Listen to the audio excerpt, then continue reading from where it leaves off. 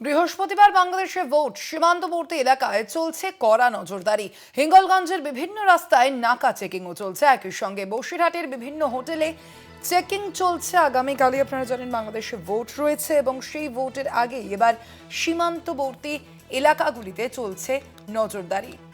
রাজ্যের সীমান্তবর্তী এলাকায় চলছে কড়া নজরদারি।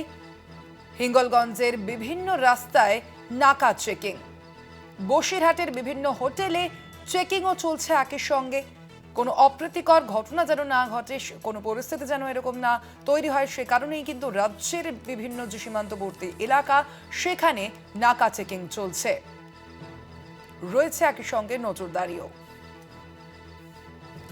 কথা বলবো, ফোন লাইনে রয়েছেন প্রতিনিধি সঞ্জিত চক্রবর্তী। সঞ্জিত, কালকের নির্বাচন অর্থাৎ বাংলাদেশের নির্বাচনকে মাথায় রেখে রাজ্যের এই সীমান্তবর্তী এলাকাগুলিতে কতটা কড়া নজরদারি রয়েছে?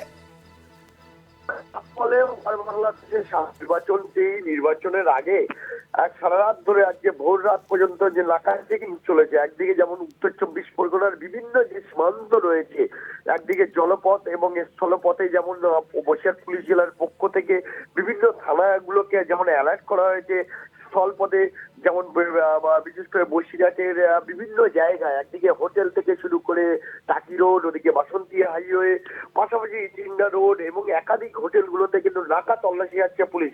আর পাশাপাশি জলসীমান্তে বিশেষ করে হিঙ্গলগঞ্জ, সন্দেশখালী, হাসনাবাদ একাধিক যে জলসীমান্ত রয়েছে অর্থাৎ বাংলাদেশের সঙ্গে যে সীমান্ত এরিয়া রয়েছে, সেই এরিয়াতে কিন্তু পুলিশ, জেলা পুলিশের পক্ষ থেকে বিশেষ নজরদারি চালাচ্ছে।